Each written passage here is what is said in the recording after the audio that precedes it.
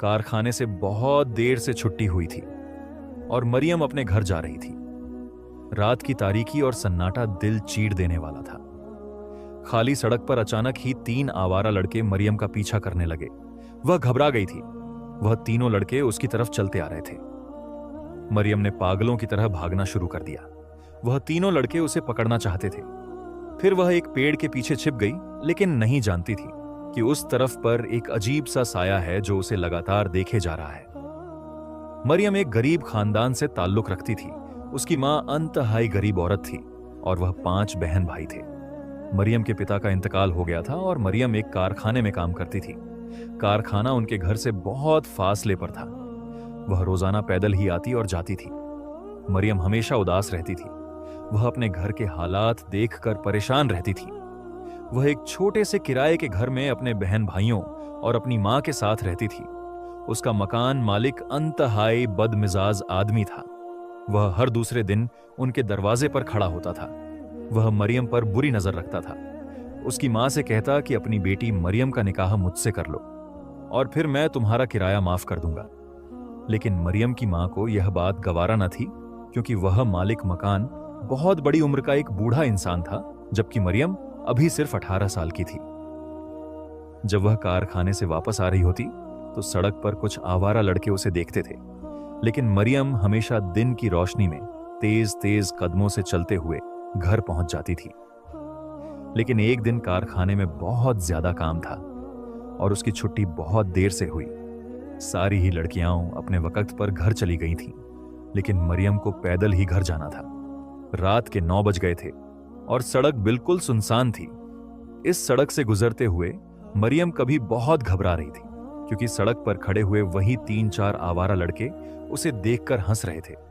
जैसे ही वह वहां से गुजरने लगी, अचानक उन लड़कों ने मरियम का पीछा करना शुरू कर दिया और तेजी से उसके पीछे भागने लगे। मरियम समझ गई थी कि आज उसकी इज्जत खतरे में है। वह भी पागलों की तरह भागने लगी। भागते भागते वह एक अनजान जगह पर चली गई थी, जहां पर पेड़ ही पेड़ और झाड़ियां ही झाड़ियां थीं। इन पेड़ों के पीछे छिपकर वह अपने आप को महफूज समझ रही थी। वह एक पुराने बरगद के पेड़ के नीचे छिपने में कामयाब हो गई थी। वह आवारा लड़के जो उसके पीछे पीछे आए थे उसे तलाश करने लगे, लेकिन नाकाम होकर वापस लौट गए। लेकिन मरियम नहीं जानती थी कि उस पेड़ पर रहने वाला एक साया उसे लगातार देखे जा रहा है। अचानक ही उसे एक अजीब सी सरगोशी सुनाई दी। मरियम यह आवाज सुनकर घबरा गई थी। वह चारों तरफ देखने लगी, लेकिन उसके पास सिवाय सन्नाटे और अंधेरे के कुछ भी नहीं था। जब उसे यकीन हो गया कि वह लड़के चले गए हैं, तब वह चुपके से उस पेड़ के पीछे से निकली थी। अचानक अंधेरे में चलते वह किसी से बुरी तरह टकराई थी। यह देखकर उसके पैरों तले से जमीन निकल गई कि सामने एक खूबसूरत नौजवान खड़ा था, जिसने सफेद रंग का लिबास पहन रखा था और वह अपनी खूबसूरत आंखों से मरियम को देख रहा था। मरियम उसे देखकर घबरा गई। वह यह समझ रही थी कि शायद यह भी कोई अवबाश नौजवान है जो उसकी इज्जत खराब करना चाहता है। लेकिन वह नौजवान मरियम से कहने लगा, मैंने उन लड़कों को भगा दिया है मारकर, वह जो तुम्हारा पीछा करते हुए यहां तक आए थे। यह सुनकर मरियम हैरान रह गई। फिर वह नौजवान कहने लगा, चलो मैं तुम्हें घर तक छोड़ देता हूं। अब वह मरियम के पीछे पीछे आ रहा था। रात की तन्हाई और काले अंधेरे में मरियम को उस नौजवान का साथ बहुत अच्छा लग रहा था। वह उसे घर तक छोड़कर चला गया था। घर जाकर मरियम ने अपनी मां को सारा वाकया सुनाया। उसकी मां परेशान हो गई थी। फिर वह मरियम से कहने लगी कि अब वह उस रास्ते से न आया करे। जब भी देर से छुट्टी हो तो दूसरा रास्ता इख्तियार किया करे। मरियम ने अपनी मां की बात सुनकर सर हिला दिया था, क्योंकि वह अपने घर का सहारा थी। उसके कारखाने की तनख्वाह से ही उसके घर का गुजारा होता था। फिर दूसरे दिन वह काम पर चली गई और वापसी छुट्टी में उसने दूसरे रास्ते को इख्तियार किया था। लेकिन यह रास्ता एक वीरान जंगल से होकर गुजरता था।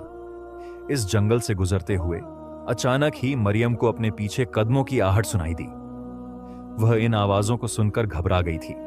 जैसे ही पलटकर देखा तो पीछे कोई भी नहीं था। पेड़ों के सूखे पत्ते जमीन पर बिखरे थे और मरियम को ऐसे लग रहा था जैसे इन पत्तों के ऊपर उसके पीछे पीछे कोई चलता हुआ आ रहा है। कदमों की खामोश आहट उसका पीछा कर रही थी। वह और भी तेज तेज चलने लगी, लेकिन यह रास्ता बहुत तवील और लंबा था। अचानक ही फिर से उसे अपने पीछे कदमों की आवाजें सुनाई देने लगी। जैसे ही वह पलटी तो पेड़ के पीछे से निकलकर वही नौजवान उसके पीछे चला आया जो कल उसे घर तक छोड़कर गया था।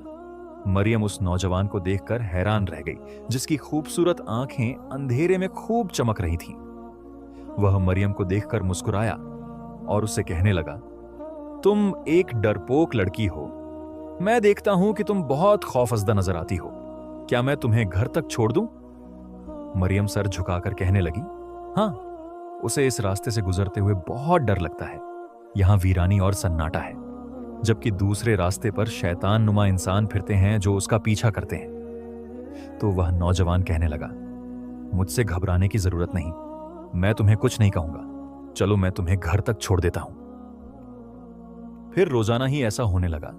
वह नौजवान मरियम को उसके दरवाजे तक छोड़ देता और वापसी में मरियम उसी रास्ते को इख्तियार करती। आते जाते वह नौजवान मरियम को बहुत अच्छा लगने लगा। एक दिन मरियम उससे कहने लगी, तुम्हारा नाम क्या है? वह नौजवान कहने लगा, मेरा नाम रेहान है। मरियम उससे कहने लगी, तुम कहां रहते हो? तो रेहान कहने लगा, मैं इस जंगल के पीछे जो बस्ती है वहीं पर रहता हूं। यह सुनकर मरियम ने सर हिला दिया था, लेकिन वह दिल ही दिल में रेहान को पसंद करने लगी थी। तो बड़ी शिद्दत से हर रात जब भी कारखाने से वापस आती, उसका इंतजार कर रही होती। अब मरियम की निगाहें उसे ही तलाश करती रहती थीं, जैसे वह उसके इंतजार में हो। मरियम अब रेहान की आदी हो चुकी थी। रोजाना शाम के वक्त वह रेहान को उसी सुनसान रास्ते पर देखती और वह खामोशी से उसके साथ साथ चलता। उसकी आंखों में एक अजीब कशिश थी, जैसे वह मरियम की रूह को खींचती हो। मरियम का दिल अब रेहान के बिना अधूरा लगता था। उसे वह रात याद आती जब उसकी इज्जत खतरे में थी और रेहान किसी फरिश्ते की तरह अचानक जाहिर हुआ था। वह यह सोचकर काम जाती कि अगर उस दिन रेहान उसकी मदद न करता तो न जाने उसके साथ क्या होता। अब उसके चेहरे पर एक खास चमक रहने लगी थी, जो उसके साथ काम करने वाली लड़कियों ने भी नोट कर ली थी। एक दिन कारखाने में काम के दौरान मरियम की एक साथी लड़की ने उससे कहा, तुम्हारी आंखों में एक अजीब सी चमक है और तुम बहुत खुश नजर आती हो। क्या वजह है? क्या कोई खास बात है? मरियम ने मुस्कुराकर कहा, बस कुछ नहीं, बस जिंदगी कुछ बेहतर हो गई है। लेकिन उसे खुद भी पता नहीं था कि जो चीज उसे खुशी दे रही है वही उसकी जिंदगी का सबसे खतरनाक राज बनने वाली है। वह एक ऐसी दुनिया में कदम रखने वाली है जो उसके होश उड़ा देगी, जिसके बारे में उसे कुछ भी मालूम नहीं था। रात को जब वह हसब मामूल जंगल के रास्ते से गुजर रही थी, रेहान उसे वहां पहले से मौजूद मिला। आज वह कुछ अलग लग रहा था। उसकी आंखें और ज्यादा चमक रही थीं और उसके कदम जमीन को छू भी नहीं रहे थे। मरियम उससे कुछ सवाल करना चाहती थी, लेकिन वह पूछने की हिम्मत नहीं कर पा रही थी। फिर एकदम से ही वह रेहान से कहने लगी, तुमने मेरी मदद की, मेरी इज्जत को बचाया, लेकिन आज तक तुमने मुझे अपने बारे में नहीं बताया।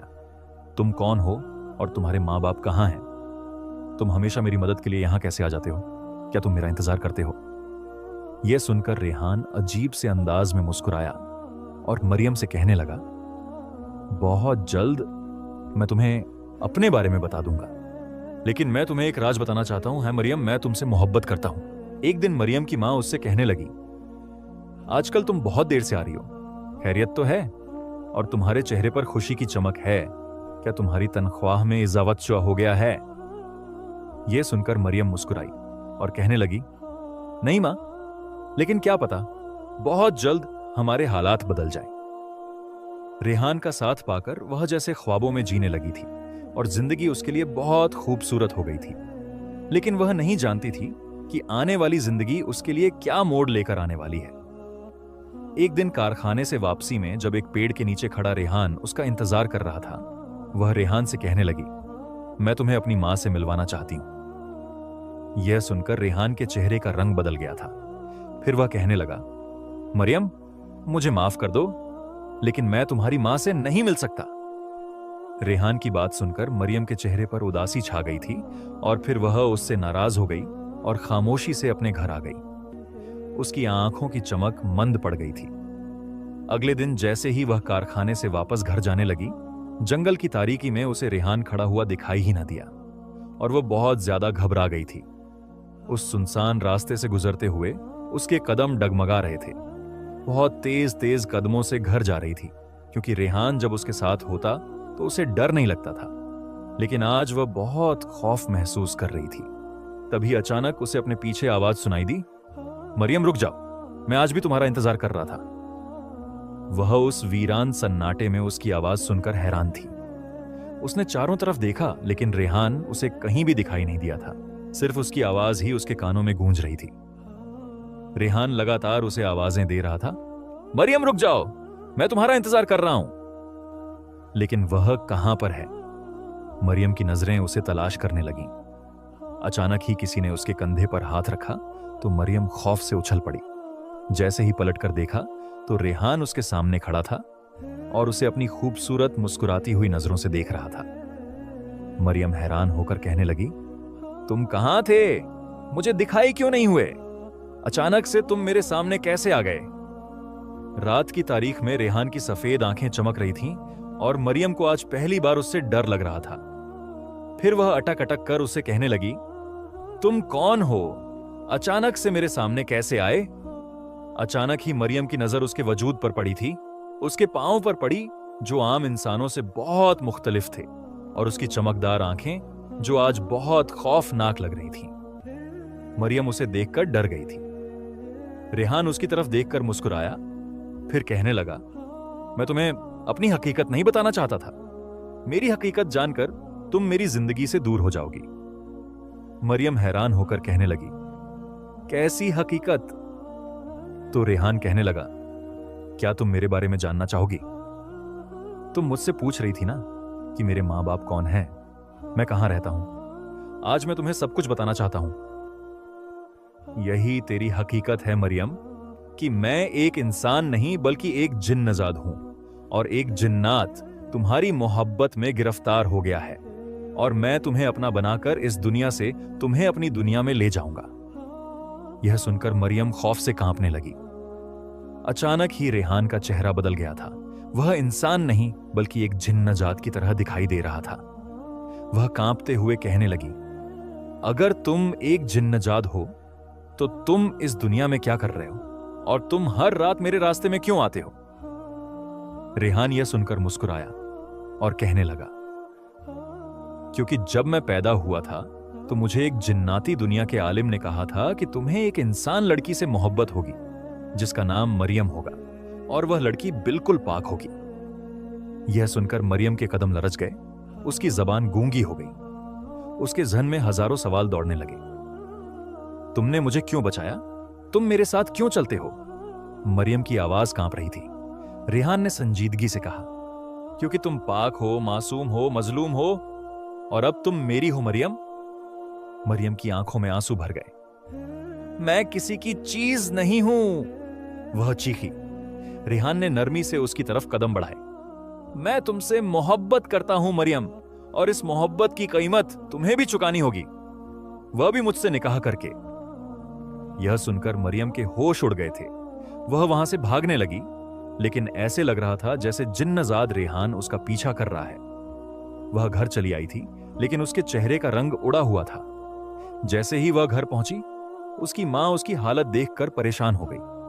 वह मरियम से कहने लगी, मरियम क्या हुआ? क्या आज फिर उन लोगों ने तुम्हारा पीछा किया? तो मरियम ने रोना शुरू कर दिया था। उसे यकीन नहीं आ रहा था कि रेहान एक जिन्नजाद है जो उससे निकाह करना चाहता है।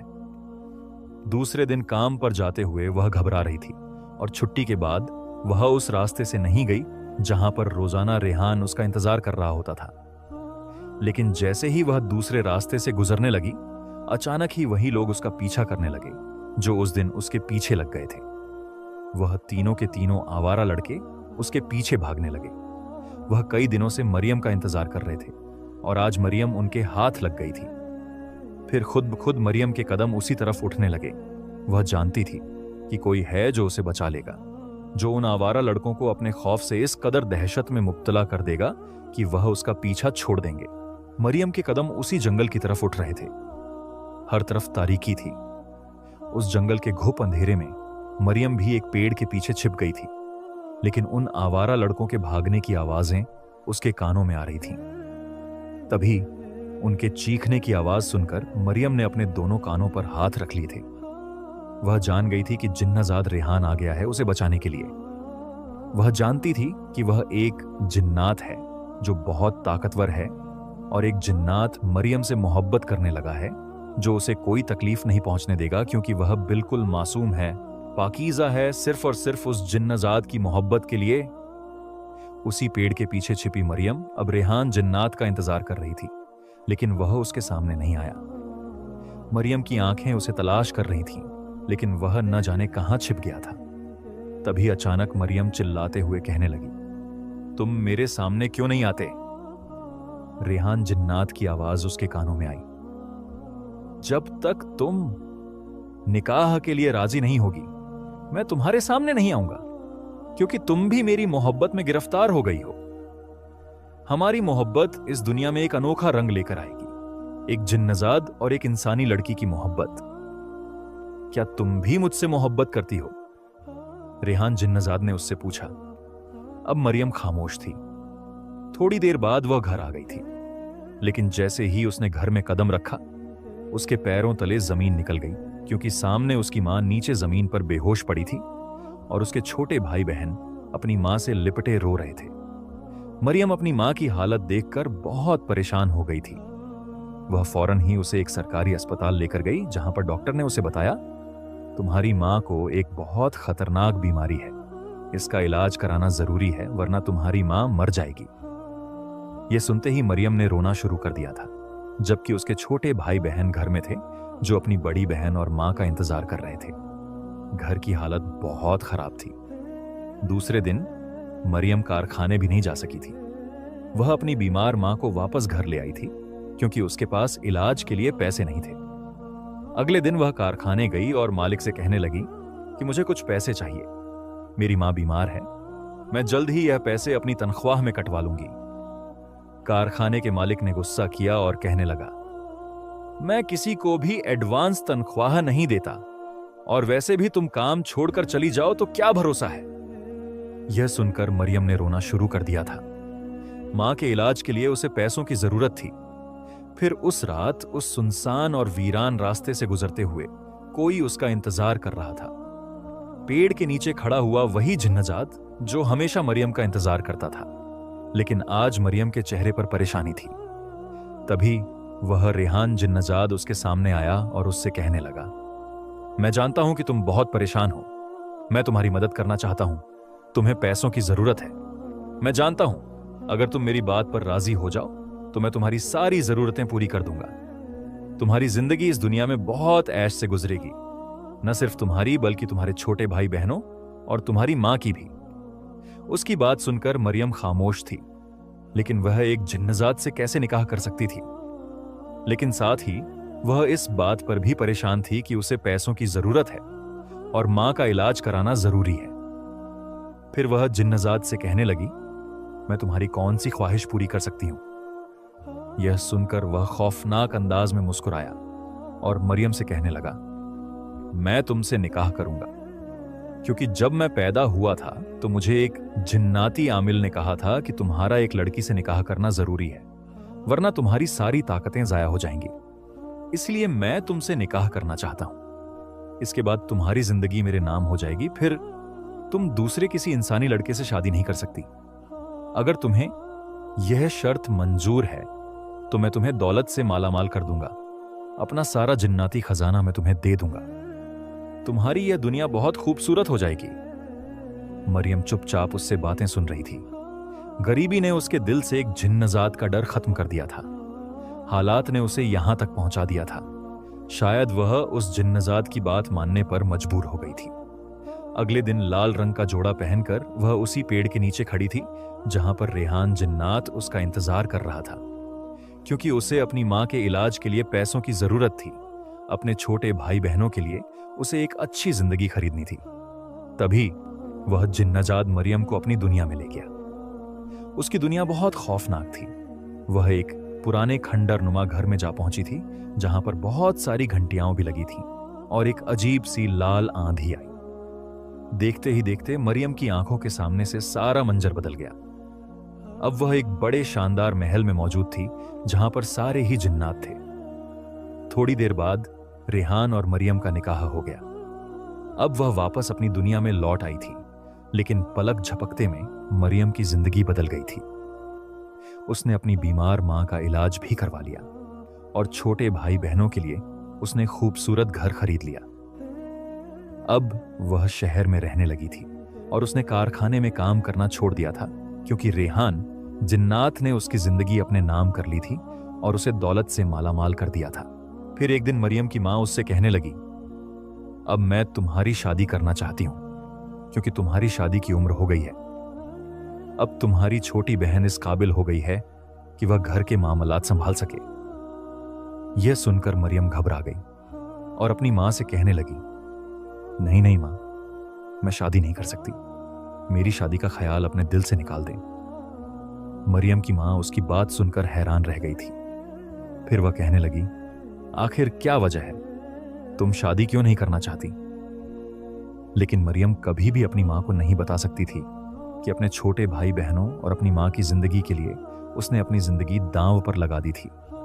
उसने अपनी सारी कुर्बानी, सारी खुशियां अपने घर वालों के नाम करके खुद एक जिन्नजात से निकाह कर लिया था।